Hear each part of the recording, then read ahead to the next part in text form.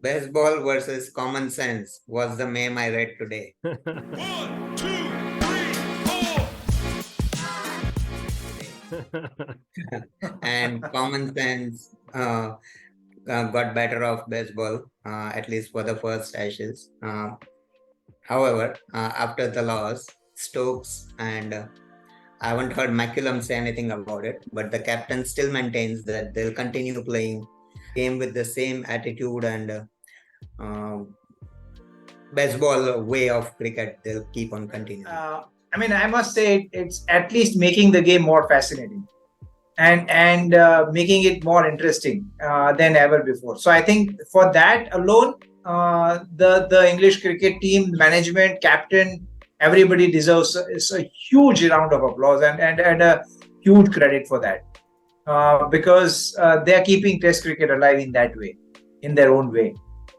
And dare I say, when now Virat Kohli is no longer the Test captain, somebody needs to keep that flag going. As far as Test cricket is concerned. But if we look at Ben Stokes' stats, even as a captain, ever since he's become a captain, they've played 14 matches and they have won 11 out of those 14. Absolutely. I think just one loss is a bit too harsh to write off baseball theory.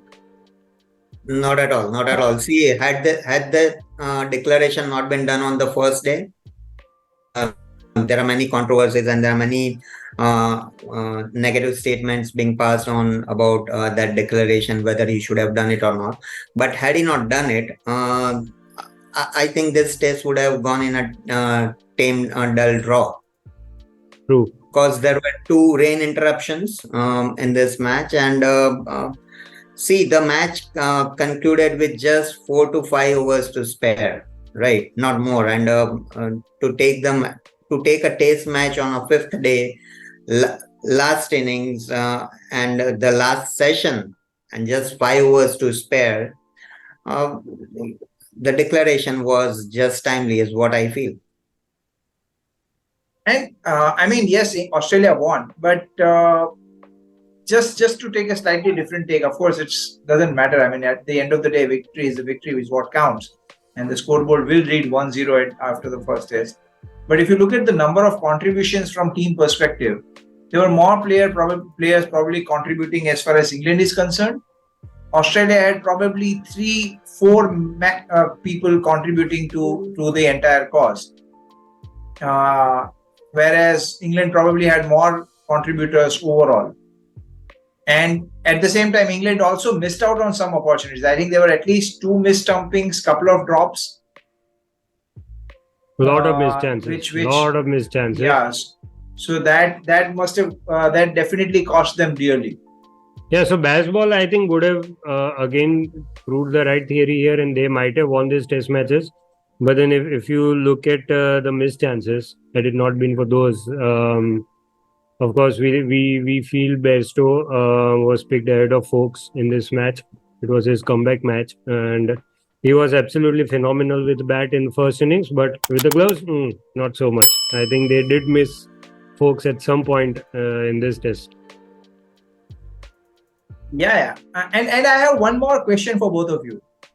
Do you think picking Moeen Ali was contrary to baseball theory? Was it going more defensive, opting for an extra batsman instead of playing a specialist spinner like Jack Leach?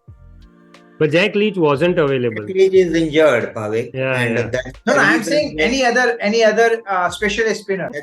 That's what the England media says, that they do not have a frontline spinner who can represent England at an international level. And had it not been Moeen Ali, they were in a dilemma who to actually choose for as a main spinner. And they actually do not have a backup spinner the way the Indians have, the way Pakistanis have, or say any other country have. They are sticking to Jack Leach for a long time, and he has given him results, but there is no backup for them. So Moeen Ali agreed that it was a haste call for them, that they did not have any option, and Moeen Ali, though, agreed with the form that he had with IPL and everything, but ultimately it proved to be costly for England. He isn't used to bowling so many long overs Absolutely. test match, and you see that the Duke's ball have, as we hear, Duke's ball, the grip, the seam is a bit outright, and it's difficult to grip for all the 5 days. As compared to the white kookaburra balls that Moeen Ali is used to playing nowadays. But one thing that wasn't difficult to grip for all the 5 days was bat by Usman Khwaja. He absolutely didn't let it go all through this test match. A century, a fantastic century in the first innings, and then followed by another amazing 65 in the second. A trivia for our viewers. Usman Khwaja became the 13th batsman to bat on all the 5 days of a test match. Can you name 3 Indian batsmen who have done this? And who was Usman Khwaja was the second Australian, and who was the first Australian who did this? Batted all the 5 days of a test match. What do I get if I answer that? Well, when you take Indian names, there absolutely will be one answer that I know everyone is going to write down. Khwaja, amazing inning, coming back to him. Absolutely. I mean, he's just taking it from the WTC final that he played. What a knock. I mean, he said that he actually curbed his instincts of playing shots. There were so many balls that were in his reach, and he just wanted to throw them out of the stadium. But he curbed his instincts and played to the situation. Played absolutely well. And had it not been for his gutsy 140 in the first innings and 250 balls, around 250 balls, 60 runs that he scored in the second innings, Australia were in tatters. And also important contributions from the usual expected now, Travis Head and Alex Carey. They've been contributing consistently at lower order now. So I think Bazbal, there's been, I know there's been a lot of discussion about this, but does Bazball theory actually mean playing rash shots? I mean, we see a lot of shots that we usually don't see people play in test matches. Of course, that is what has been winning them the game. But playing aggressively and then playing foolish shots are a different thing. But for our people just talking now, because that didn't come off in this match, and they actually lost this. For me, Bazball is basically not playing rash shots, is playing positive cricket, ensuring that a result is generated out of the 5 days of hard toil that they pull in. So instead of going for a tame draw, Bazball actually ensures that whatever side the result may be, there is a result at least at the end of 5th day. Which in Indian context, the curators do by ensuring the match doesn't need to go to 5 days. Did you guys also feel that Anderson was off color in this test? Oh, not off color. I felt he was absolute black and white. There was no color there. And actually, what was baffling was even at the end when they finally did take the second new ball on the last day, which we were hoping they would do much earlier than what they actually did. I didn't see Anderson bowling. Delayed it by 10 overs. Yeah, I didn't see Anderson. I was so hoping that Anderson would at least have one go with the new ball. But there was this tired Robinson. He kept running in, hardly any pace. I think even Anil Kumble bowled faster than what he bowled on that last day. And I don't know what was going there. Even Root bowled 1 over too many for my liking. I feel Anderson was not helped with the fielders, especially Bairstow.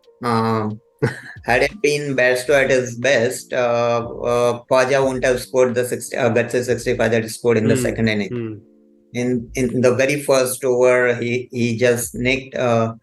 Khwaja got a nick in Anderson bowling, and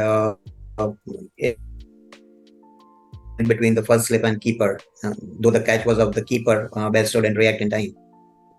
So yeah, off color for Anderson in terms of the wicket section, but I feel he'll be back roaring in the next test. Talking about that, this missed chances in slip cordon. What's your take on this? As much as the fielding athleticism has been going up, as much has been the fielding standards overall and the fitness levels has been going up, isn't slip catching something across teams all over the world has been dropping significantly? Isn't that baffling? And what could be the reason for that? Well, I genuinely I don't think it's dropping. The only thing is maybe nowadays they are standing much closer than what they used to earlier. Maybe few years back. That is one reason is to cover more area to reduce the area they need to cover. And when you do that, what that does is it reduces your reaction time. So that could be one reason that I think of. But otherwise, I still see some phenomenal catches being taken in that slip and gully region. And one such person who has been taking such controversial catches for last few weeks has been Cameron Green. Yeah, but I would agree to both the cases. One is we are seeing some spectacular catches in slip cordon. At the same time, I could see that the concentration level of all the players is dropping a little, and due to which there are obvious misses in the slip cordons. And if you have seen lately, especially I've seen this in Indian fielding, we do not have the specialist fielders standing in the slip cordons. There was a time when we used to have the specialists like Lakshman, Rahul Dravid, and likes of Shikhar Dhawan also. But lately, even Ajinkya Rahane being in the team, at times he is not present in the slip cordon. So I'm actually trying to understand the mentality behind why you are not keeping the specialist in the specialist fielding position and having new players who are not used to this slip fielding catches standing over in the test matches. Probably one of the reasons that we are seeing more drops because we do not have the specialist standing over there. Another thing I recently heard, mostly it was Ian Healy mentioning the role of practicing as a team in slips, because the coordination between this first slip, second slip, who's going to go when. So even I think that said a lot. I mean, it was a very interesting insight into how teams would practice slip fielding catches as a team and not as individuals as you see nowadays. Because probably Ian Healy, when he say that, you love to hear, because he was probably part of one of the best slip cordons when you had him at as a wicket keeper, Shane Warne or Mark Taylor at first slip, and then Mark Waugh, one of probably the greatest slip fielder at two, and then Hayden maybe at times. Coming back to the Ashes. So what? Are we done blaming IPL this episode? Man, I think Root threw his wicket only because of IPL. Even baseball के लिए भी IPL जिम्मेदार है. हाँ, root ने इस बार wicket फेंकी only because of IPL. और ये माइकल वॉन ने भी even he said this in one of the interviews. What was Root doing there in Rajasthan Royals camp, sitting out the entire season and not practicing for Ashes? Probably so many like-minded people. He just so many like-minded people here. He just got to play 2 matches, and see, he's still contributing with the bat, scoring big centuries, and you cannot question his dedication. And though we do not question anybody's dedication for that matter, but he has been performing and performing well since last 2 years, I would say. Of the Fab Four that we are talking about, Root, who's the other one? Williamson, Smith, and Virat Kohli. Virat Kohli used to lead this pack in all the formats, but since last 2 years, he has just fallen behind the whole the Fab Four. All the three have surpassed him in number of centuries that they have scored in Test matches. I don't like the Yeah, I mean, concept of Fab 4, and I even don't agree with that. I think there's only Fab 3. Virat Kohli is not part of that group. He's way ahead of them. Virat Kohli has consistent records across all the formats, whereas the other Right. three have been struggling in most of the formats except but Test. a word for Stuart Broad. Hmm. Old What's your word. take He on actually was having a very good day until he got some beating from Nathan Lyon right at the end. But Yeah. See, in Test match, you are bound to go for runs, correct. but what matters at the end of the day is the number of wickets, the number of chances that you create, uh, how better you put the batsman into pressure, and that is what matters at the end of the day. See, taking 8 wickets, I'm not sure. I guess some 4 or 5 wickets were taken by Broad, Yeah. and he was the pick of the bowler. And what I've seen whenever these two old horses, Broad and Anderson, play together, one of them is off color, Hmm. and this time it was Anderson. Um, uh, it could change in the next test match. It would be Anderson who will be picking all the wickets, doing all the noise, and Broad might not be doing the same. But I was actually surprised seeing both of them playing in tandem at this age, at this stage, because though they are bowling to the best of their skills and abilities at this age as well, but age again is a number, right? I would say 37, 38 is what Broad is, and 40, Anderson has crossed 40. So it Yeah, would be yeah. advisable and to play either of them and not both of them in the same test match. And that's where I feel England missed a trick. I genuinely feel they were a bowler short. They effectively had three specialist bowlers. Right. And then you had Joe Root and Moeen Ali, because Ben Stokes doesn't, because of all the fitness issues that he's had, he's not been bowling as he used to be as maybe 5 years ago. See, he only comes in and bowls a few overs here and there. So effectively, you're bowling with three specialist bowler against a team like Australia. I think they were a bowler short. I guess Chris Wokes or Mark Wood, either of them being drafted in the 11. If And who would you leave out? if Moin is fit, he certainly is the only spinner in the team. He'll play, and I might see Oli Pope getting dropped, and they might just boost up their bowling a little by adding one more bowler. And any changes Australia you're making if you are an Australia captain as Cummins? Again, the bowler workload will be taken care, and either of Hazelwood or Boland might set out, and Stark will come in. But the next match is still 6 days away, so 6 days away. they'll of be course, getting but, enough rest. they will Considering be, but, England don't even bat a lot. yeah, but it would be really difficult to keep Mitchell Stark on the benches. Yeah. So my final thoughts, I would have Harry Brook out. If I'm to select India, I'll leave rather Brook out, and would bring